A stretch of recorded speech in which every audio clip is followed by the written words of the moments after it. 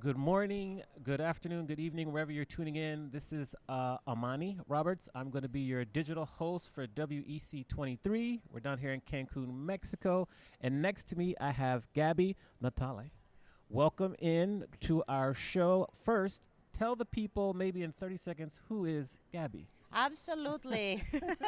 So, my name is Gaby Natale. I'm a triple award winning journalist. I'm a best selling author. I am a speaker. And I like to believe that my mission is all about encouraging people to pioneer and break barriers. Okay, so we're getting ready to see you in the general session. You forgot to mention you also were a professor at University of Texas, right? It's true. It's true. I also have been a professor. Yes. So, as a fellow professor, I have to shout that out, so that's good. My first question for you is when you say, what does dare to be first mean to you?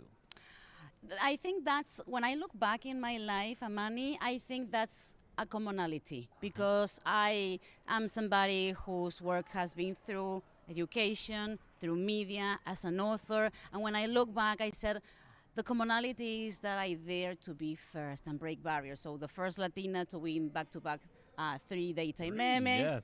First Latina to be published by HarperCollins Leadership Division. Yes. And so too many times we have to face situations when we look around, and sometimes we don't see people like us in certain spaces. And that's why I say, dare to be first, dare to pioneer, because the fact that it hasn't happened sometimes for somebody like you doesn't mean that it cannot happen for you. We have everything we have everything inside of us to break barriers and pioneer.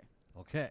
Now tell us, why does Wayne Dyer mean so much to you? Oh my God, you touched my heart here. That's the point. Yes, you touched my heart here. When I was 16 years old, I had like a bad breakup, the first heartache, in teenage years. And my mother handed me a book that was called Your Erroneous Zones. Oh, I had classic. yes. I had no idea that this book was going to change my life so much. And so that was the first time where I started thinking about, okay, what are my emotions and how am I talking to myself? And how am I feeling? Am I feeling anxious? Am I feeling enthusiastic? So it was like my first encounter with self-help, with leadership. And I love that man so much. I think I have read and listened to everything he's put out in the world. His legacy is amazing. And I like to think about him as the person that I never got to meet face to face Yes. that is the most influential in my life. Okay. So if we were able to bring Wayne here, what would you say to him? Thank you. Thank you. Because I know I'm not alone, but he's touched the lives of so many people. And that's the beauty of creating something, because you may not be in this world anymore, but your legacy still goes on. Okay. Now, when we get to the general session today, what are some things that you're going to share with us and discuss with us today? Today, we're going to talk a little bit about embracing our uniqueness, because too many times we feel like our own flavor of uniqueness makes us inadequate, like because of my upbringing or because of my age, because of this, because of that, I feel inadequate or I feel insecure. So that's the first step, embracing your uniqueness, and instead of feeling ashamed, knowing that this is your gift that you have to share with the world. The second one is break barriers, so taking that step to break barriers. But the first one is embracing your uniqueness, because you cannot go out there in the world and do things that you have in your mind or your dreams unless you first do the work and feel that you are deserving of those things. Okay. And then the third one is redefine what is possible for your life, for your business, for your industry, trying to push those boundaries and redefine what is possible. I love it. When you think about yourself, what is some of your uniqueness? So my uniqueness, I love eclecticism. So it took me a long time to realize that I didn't have to choose to be this or that, that I could be colorful and smart, that I could be outspoken and have credibility. Because too many times when we think like, you were a professor, I was a professor. When I taught my first class, I dressed the part. So I was very young, and so I dressed in all neutral colors and wore glasses to look older, because in my mind, if I wanted to be serious, respectable, I had to behave or dress in a certain way. And it took me a lot of years to realize that I could, if I wanted, show up for a lecture or for the stage in colors, which is more my personality. Yes. And I did the work and I did my research, and I'm not less serious or I don't have less authority because of that. I'm just bringing more of who I am. And that's when I talk about your uniqueness is your gift to this world. How boring if it was if, we all were the same. Okay. Well said. When you were teaching, what was the class that you were teaching, and what was your favorite part about being a professor? Well, this was like almost 20 years ago, but I was teaching public speaking, Okay. which was, which was a class that everyone had to take. So there was these people who discovered that they had a gift for public speaking, but people are scared. And there were these other students who were like, "Oh no, I hate this class," but I still have to do the exercises. So public speaking. Then I think there was documentary production as well. So everything related to media. Okay. Everything related to me. Wonderful. Awesome. You talk a lot about mindset. Why is mindset so important to success in our current business environment? Because I think everything is an inside job. So you first have to do the work, and it's not immediate, and I'm not minimizing like this is a thing that it's an ongoing thing, but you first have to do the work on the inside to plant the seeds so that when you go outside in the world, you can get those rewards. It's very hard for somebody to create greatness from a deficiency mentality. Your most creative work, your happiest days are not going to come as a byproduct of telling yourself that you're unworthy of wonderful things in your life. Okay. For the people in the audience who are listening and that might not be here with us today, what are maybe 3 things they can do to really work on improving their mindset? I think one is make a very conscious audit of how you talk to yourself. How we talk to ourselves is very important. And hey, we all have good days and bad days, but the thing is we have to catch ourselves. When you're telling yourself, oh, this didn't go as I planned, I'm so stupid, I'm so this, I'm so that, and you're telling your things that, catch yourself. We all have some weekdays where we are not as kind as we should with ourselves, but when you catch yourself, you're able to step back, see it from the outside, and start taking the steps to treat yourself in a more kind way, because sometimes we treat ourselves much worse than the way we treat everyone else. Yes, very true, very true. So that's the first one. Number 1. Then the second one is I believe a lot in the power of visualizing. So I would tell people, once you can talk to yourself with more love and, in a way embrace that uniqueness that we talked about, start taking your dreams and your goals very seriously, because everything starts with a thought. Everything, this Microsoft was designed by somebody before it became an actual a microphone that we are using right now. So everything starts with a thought. And the third one I would say is consistent actions. Sometimes we feel like we're, up to the challenge. Sometimes we don't feel like we're up to the challenge. The days where you feel you're up to the challenge, use your enthusiasm to propel you. The days where you don't feel you're up to the challenge, use your discipline to propel you, but consistent action. I love it. I love it. Now I going to segue to the next question. You have a saying that is really important to you. It goes, we can't jump to permanent solutions. Permanent conclusions. Permanent conclusions, there you go, based on temporary circumstances. Why is that important to you? I spent 2 years unemployed in Argentina. When I graduated with my master's degree in journalism, it was the year 2001.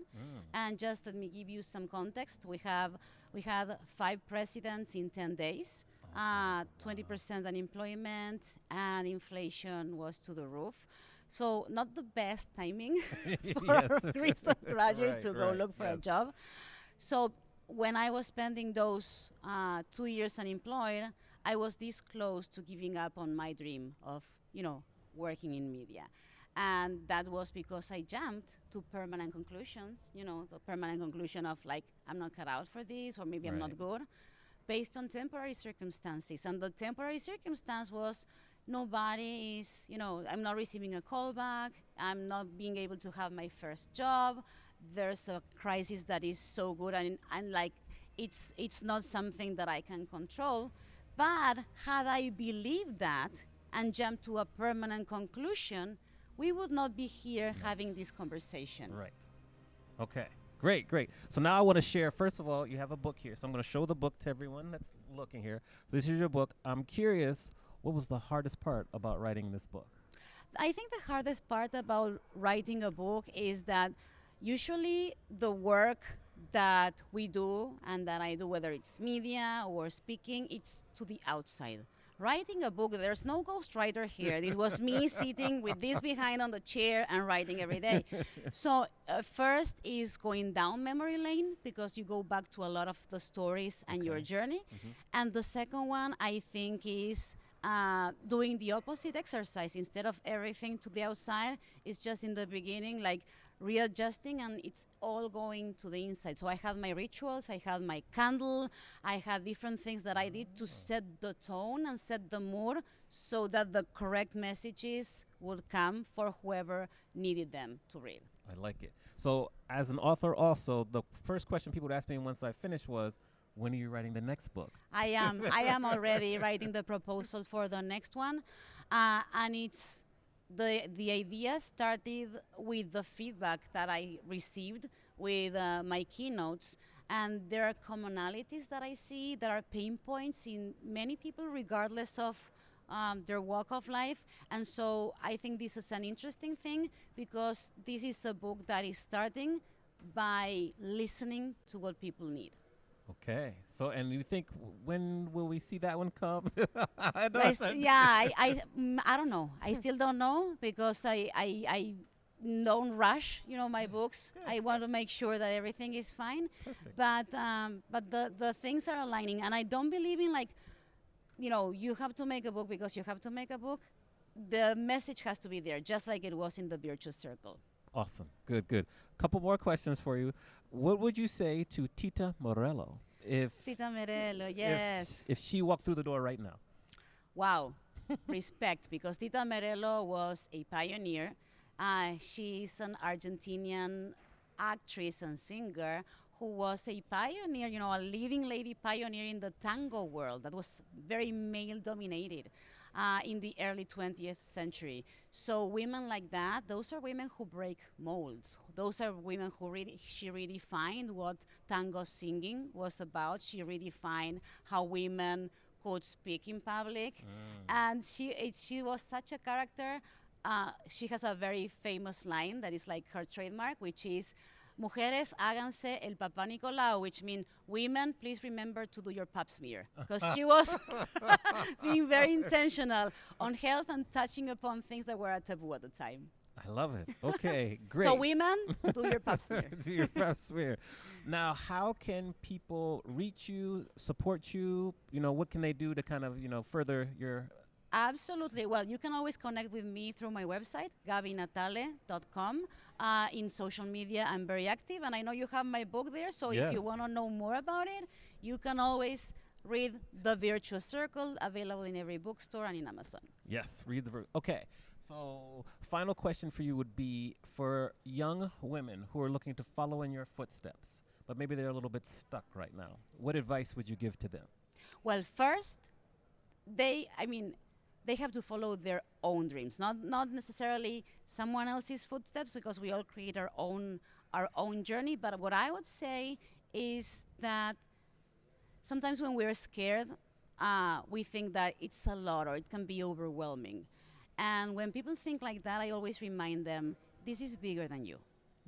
This is not just about yourself, because every time we choose to pioneer, every time we choose to break barriers, we move the world forward. So if sometimes you're too scared to do it for you, think about all the people that are going to benefit, all the people that you're opening doors for. So every time we choose to pioneer, remember, we move the world forward.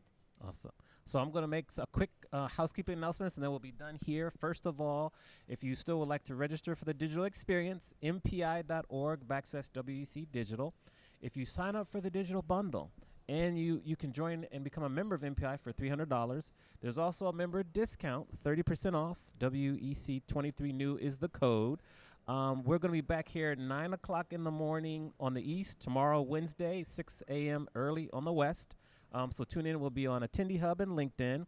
I have to give a quick shout out and a thank you to Peggy, who's here with us right now, Corey, John Pennington, Drew, who's over there. Yes, we have Audrey and Aaron from Encore. So I want to do that.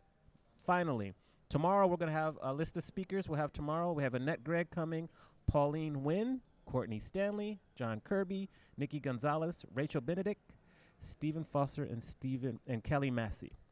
So tune in with us tomorrow. Thank you very much for watching. If you have questions, you can find me on LinkedIn, Amani Roberts Space DJ, because that's what I do. Where you are very active. We connected already. Yes, we connected. Yes. And send me your questions for these people in advance. Otherwise, let's get ready to go to our general. So you're going to make a quick change, right? Quick change, and we're getting ready. Yes. So thank you. We'll see you soon. And thank you very much for a great interview. Thanks to you. Thank you so much. Take care. Bye, everyone.